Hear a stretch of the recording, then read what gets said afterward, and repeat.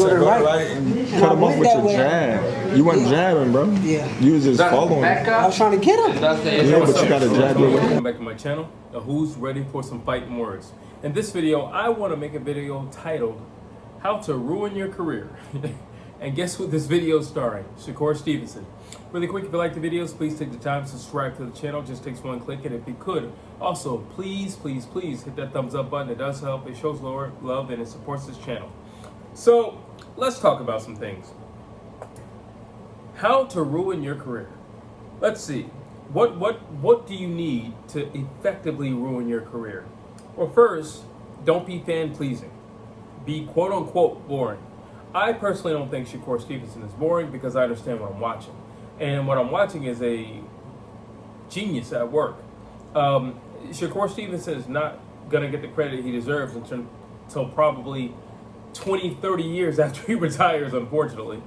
Then they're going to be talking about how he was leap years beyond his competition. And it's not his fault, you know, he's a spaceman fighting cavemen in terms of styles. It's not his fault. He came out too early. And here he is, and there's really no one to challenge him. But it comes across as boring, especially if you're casual. It comes across as boring. And that's number one in how to ruin your career. Be boring. Listen, people are working hard and they're spending their hard-earned money. They want to be entertained. They want to see blood, sweat, and tears. As much as I love Shakur, he doesn't provide any of that. Because, like I said, he's leap years beyond his competition, so there's no sweat and tears in terms of that. There's definitely no blood because he's not bludgeoning anybody.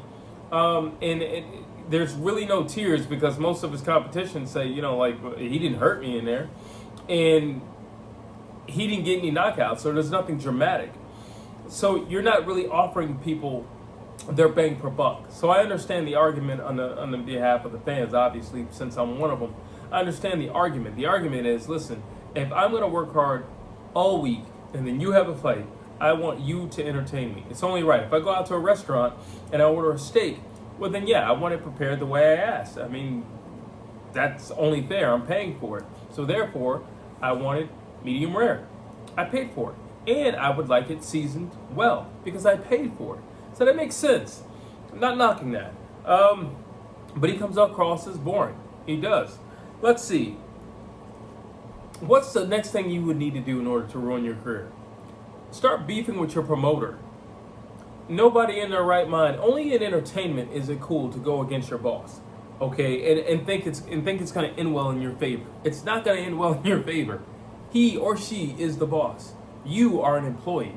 Well, they're more of independent contractors, but nonetheless, you're an employee, whether you like it or not. You're an employee. You're signed to their company, that person's company, Bob Arum, and you work for him. You work for him. Not only that, but Bob's been at this for a very, very long time. Bob's almost a century. So, like, Bob's been at this a long time. Listen, you just follow the man's lead. He's pretty good at what he does, and he's great at picking talent. So, just follow the man's lead and stay on his good side.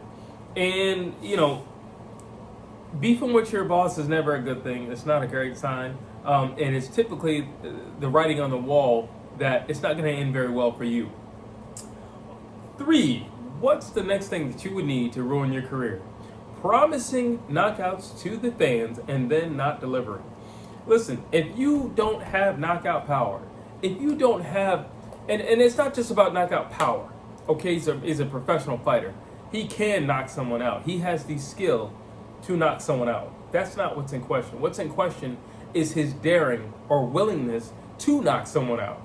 I think he just gets in these states where he's so comfortable and he doesn't want to come out of it. And it's like, dude, we paid our money. Do something to this guy.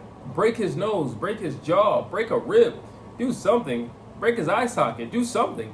You know, I don't want to see this guy walking out the same way he walked in. Simple as that. He's not daring. He clearly can outclass anybody in the ring. That's not in question. What's in question is his ability or willingness to step on the gas and do more. Do more. That's simply it. And that's well within his range. He can do that. I mean, in his last fight, he was trying. It just, number one, he started a little late. He started like 5-6 rounds in, so he started a little late. But then on top of that, clearly he was fighting out of his comfort zone. He was closer than he wanted to be. And because he was closer than he wanted to be, he got hit more than he usually does. At any given time, so it's clear that he was trying to please the fans. Because at any given time, he could have switched up and said, nope, I'm going to go into classic Shakur Stevenson mode, and I'm going to hit the jet boosters, and you're not going to be able to touch me, but I'm going to touch you for the rest of the fight. He could have done that, but he didn't. And then the argument would have been on his opponent saying, well, I couldn't get a hold of him because he was running. Well, this time, it's the complete and total opposite. He stayed in front of the guy and didn't step on the gas. So it's kind of you're going to lose regardless, but at least lose in the right way. At least lose in the right way. Next, what's the next step in you ruining your career? Leaving your promotion. Not good. Listen, your stock is low. It was low prior, but it's definitely low after this performance. It's definitely low after fans were leaving the arena. It's low. That is not a smart idea. Number one, you have a label mate, stock mate, another individual in Top Rank who's in your weight class who has a belt. You can stay and fight that individual. You'll be a 2-belt holder, and people can say whatever they like. It doesn't matter. You're still a 2-belt holder. You're the only guy who's going to be able to say that, or one of the only guys who's going to be able to say that. So it really doesn't matter. The proof is in the pudding. I got 2 straps. So that wasn't wise. Financially speaking, I don't think it was wise. It was up to $15 million. He was easily going to make more than that, but I think he thinks because his skill level is up here, that his appreciation level is up here. No, Shakur, your skill level is clearly in the stratosphere. The problem is your appreciation level is down here, grounded with us on Earth. And because of that, you're not going to get paid what you're due, like most Americans, whether you like it or not. And that's just how the cookie crumbles in terms of that. So was it smart to leave your promotion? Absolutely not. I think it was very ill-advised. I think he believes his stock is a lot higher than what it actually is, because it's not that high. The next step, I would say, is blaming your opponents for your inability to finish fights. Listen, if you know that you're leap years ahead of this guy in terms of skill, then beat him up. Don't pot shot him all night, but actually beat him up. Or you could just do the Lomachenko and frustrate him to the point where he's like, I'm not getting off my stool, I quit. That will suffice. We will take that.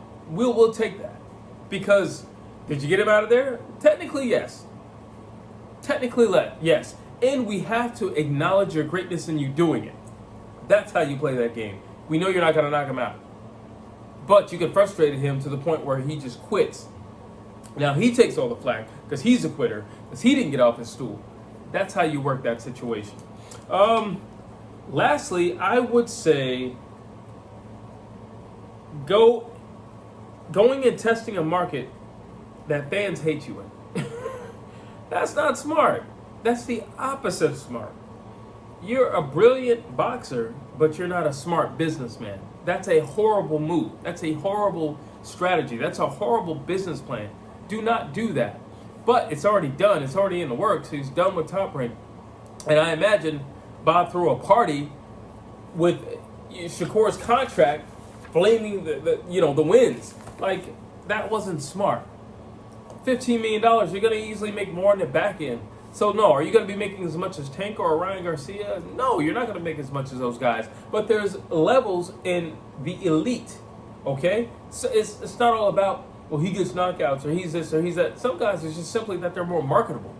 That's all it is. Or they're more fan-friendly. And not just with their hands. It's with this as well. So that brings me to the next segment. How can we take the Shakur Stevenson model and make it fan-pleasing? Well, Shakur Stevenson reminds me almost to a T of Floyd Mayweather. You have a guy who's tremendous and is a wizard in the ring. However, after a certain time, Floyd's hands were battered to pieces and he wasn't getting knockouts anymore. That's when Floyd really made the switch and said, you know what, I'm going to be Money Mayweather. I'm going to be the heel. If you know anything about wrestling, there's a good guy, there's a bad guy. All right, so I'm going to be the heel. No matter what, I'm going to be the guy that everybody hates. And whether you're paying to see me win or you're paying to see me lose, you're coming to pay and see me fight. Simple as that. He was on, he fought the Big Show. He was on Dancing with the Stars. He's everywhere. And he's growing his stock in another way. I'm not going to knock these guys out. But what I am going to do is stick my face out there so much that it's going to annoy you that you will pay to see me lose. And no, it never happened. And at this point, it definitely isn't going to happen. But Shakur Stevenson could do the same thing. I personally think he needs an acting coach. That's what I think. I think he needs an acting coach. If he had an acting coach and he had somebody who could prep him for media, because he's constantly begging whenever there's a camera in front of his face, stop begging.